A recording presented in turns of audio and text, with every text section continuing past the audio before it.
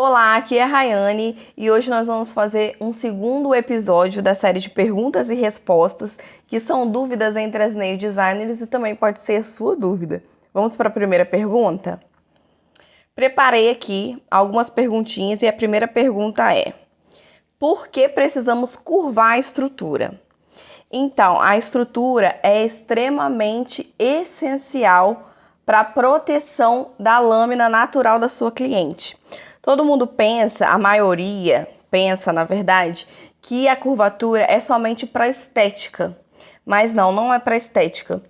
Nos vídeos do meu curso também eu te mostro como fazer a curvatura, a pré-curvatura com a pinça e a curvatura com a presilha. E lá você vai ver como que fica esteticamente bonito, natural, mas que lá na frente pode proteger, pode não, vai proteger a sua cliente, a unha da sua cliente, de uma possível pancada, tá? Exemplo que eu posso te dar. Vai fechar a porta do carro e prende o dedo na porta do carro. Aquela curvatura vai fazer com que, na hora de prender o dedo no carro, não quebre na hora e também não arranque a lâmina natural da sua cliente, tá? A curvatura serve para isso. Se não tiver curvatura, ficar daquele jeito do termo que a gente usa de pé de pato, todo aberto assim, na hora que bater, na hora que tiver a pancada, você pode ter certeza que vai quebrar na hora e pode arrancar a lâmina natural da sua cliente, tá? Então não é só para estética. Estética sim é essencial, mas é extremamente importante para proteção da lâmina ungueal, da lâmina natural da sua cliente contra pancadas, tá bom? Então a outra pergunta que eu separei aqui é: você usa o isqueiro para acertar a curvatura? Olha, eu não uso o isqueiro e eu não recomendo a nenhuma das minhas alunas a usar o isqueiro para acertar a curvatura, tá? Por que as pessoas usam o isqueiro para acertar a curvatura? Na hora de fazer, na verdade, a pré-curvatura, que leva a mão na cabine e passa do tempo de cabine, o alongamento fica no aspecto de pé de pato. Então, para acertar aquela curvatura, geralmente, algumas pessoas, algumas profissionais usam o isqueiro para acertar a curvatura, tá? Para poder tentar curvar e recuperar aquele alongamento. Só que eu não indico porque pode causar um acidente muito grave, uma queimadura grave no dedo da pessoa, tá? E fora o acidente pode causar no ambiente de trabalho mesmo, pegar fogo na luva na hora que acender, pode causar um reboliço total mesmo, tá bom? Então eu não indico. Eu indico fazer a recuperação da pré-curvatura com mais gel e cabine. Eu até tenho um vídeo no meu Instagram que eu ensino a recuperar a curvatura sem o auxílio do isqueiro e sim com o auxílio de mais gel e cabine. E caso tenha passado muito mesmo do tempo de cabine, você vê que não tem jeito de acertar aquela curvatura, eu indico que você refaça, tá? Remove todo aquele alongamento e tá no início, então assim, vale muito a pena você remover do que você tentar usar o isqueiro e causar um acidente e fazer tudo de novo, tá bom? Então eu não indico o isqueiro. Vamos para a próxima pergunta então. Qual o tamanho ideal para unhas muito ruídas, aquelas unhas que são extremamente ruídas? O que eu posso dizer para você?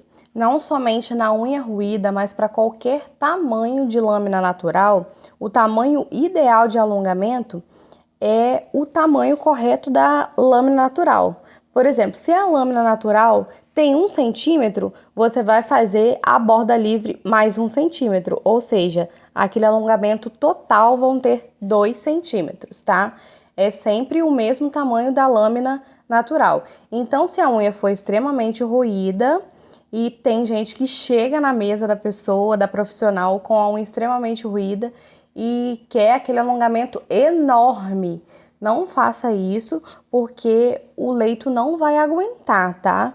Não vai aguentar um tamanho exorbitante, tá bom? Essa é a palavra. Então, assim, o tamanho ideal para qualquer tipo de alongamento é o tamanho da lâmina natural. No caso, você vai dobrar o tamanho para a borda livre, tá bom? Então, um exemplo, se tiver 1 centímetro, aquela lâmina natural da cliente, você vai colocar mais 1 centímetro de alongamento, tá? 2 no total. Como sei que devo fazer reconstrução de leito na minha cliente que rói unha? Então, nem toda unha ruída precisa fazer reconstrução de leito, tá? Você vai observar o quanto essa sua cliente rói unha. Se for uma ruidinha de nada, você consegue fazer a aplicação da fibra sem a necessidade de fazer reconstrução de leito. Agora, se ela gosta de comer a unha até a metade do leito, assim, por exemplo, aí sim você vai ter que fazer reconstrução de leito, tá? Ou quando a pessoa perde aquela unha mesmo, cai naturalmente ou acontece algum acidente e a unha, a lâmina sai, né? Você precisa esperar o tempo de cicatrização e fazer reconstrução de leito para aplicar aquela fibra. Se a unha for extremamente ruída e você aplicar a fibra, não vai dar certo, porque no decorrer do crescimento vai causar o descolamento, tá? Então tem que fazer reconstrução quando rói demais. Agora, se for uma ruidinha boba, dá para você fazer a aplicação sem a necessidade de reconstrução de leito, tá bom? Vamos para a próxima pergunta. Quando fazer a reposição de fibra nas manutenções? Bom, para responder essa pergunta, eu preciso que você entenda a diferença entre extensor e método. Tem muita gente que confunde esses dois termos, tá? A fibra, por exemplo, ela não é um método, é um extensor, tá? Assim como a tip, assim como o molde, todos esses nomes que eu disse aqui agora são extensores, tá bom? Agora, método é gel, acrílico, poligel. Um exemplo, vamos fazer um alongamento de gel na fibra de vidro, no extensor fibra de vidro. Vamos fazer um alongamento de acrílico no extensor molde. Então, assim, a diferença é essa, tá? Tem muita gente que confunde, que acha que a fibra é um método e não é, é um extensor. Por que eu tô dizendo isso? Muita gente acha que na manutenção tem que fazer a reposição de fibra para fortalecer o alongamento. Acha que o alongamento tá fraquinho, que pode quebrar e fazer a reposição de fibra. Não há necessidade, tá? Porque o que vai fortalecer aquele alongamento é o gel ou o acrílico ou o poligel que você estiver usando, o método que você estiver usando, tá? A partir do momento que você vai fazer a manutenção do seu cliente, você vai fazendo a manutenção em cima da lâmina natural dela. Você vai tirar o excesso de produto e aquele alongamento aquela unha que vai crescendo é o alongamento, tá?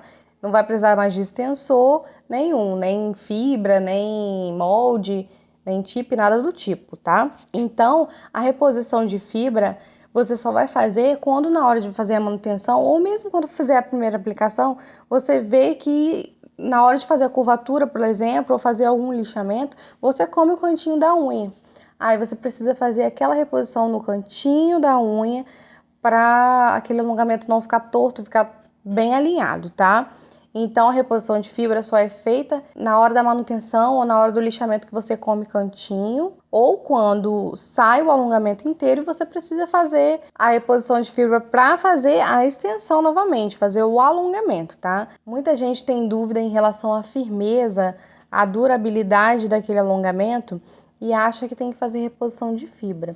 Não precisa. Se você se sentir inseguro em relação a isso, existe hoje um gel que é banho de fibra. Você pode procurar aí no nosso amigo Google, colocar banho de fibra que vai aparecer. Então você pode fazer a reposição de fibra que você acha que deve fazer com esse gel, tá? Agora, aqueles filamentos de fibra, você só faz reposição em cantinho ou quando precisa fazer a extensão novamente. Uma última pergunta aqui que eu separei, que é uma dúvida frequente entre as nail designers, depois de quantas manutenções é preciso tirar o alongamento para as unhas respirarem? Bom, gente, as unhas não respiram, tá? Eu já falei isso várias vezes e eu resolvi trazer essa pergunta, essa dúvida aqui para nossa série, para o nosso episódio, porque ainda é uma dúvida frequente. Não só das nail designers, mas assim, para as pessoas que são leigas que vão fazer o alongamento. Então, assim, você chega para sua cliente e fala, olha, a unha não respira, não tem necessidade de você tirar o alongamento. Geralmente as pessoas tiram o alongamento porque ou tá apertada, que não consegue pagar, algo do tipo, tá? Agora, para respirar, não precisa, tá? A unha não respira. A partir do momento que ela vai crescendo na manutenção, a matriz ungueal ela vai repondo queratina na sua unha, o pH vai sendo controlado e você vai desidratar aquela unha com desidrate ou pH, tá? Então, assim, para respirar não é desculpa para tirar alongamento, ou porque sua cliente está apertada e não consegue pagar, ou descolamento do alongamento mesmo e quer tirar tudo, ou teve alguma pancada e quer que tire tudo para poder uma unha recuperar, esteticamente acha que ela não fica tão confortável em ter, por exemplo, 9 dedos feitos e um sem alongamento por conta daquela pancada. Então é só por isso, tá bom? A unha não respira. Então, esse foi o nosso vídeo de hoje, o nosso episódio de hoje sobre perguntas e respostas. Se eu ainda não respondi a sua dúvida, você pode colocar aqui nos comentários que no próximo vídeo eu posso responder a sua pergunta, tá bom? Muito obrigada por ficar até aqui comigo e eu insisto em te pedir para você curtir esse vídeo, comentar, compartilhar e se inscrever no meu canal.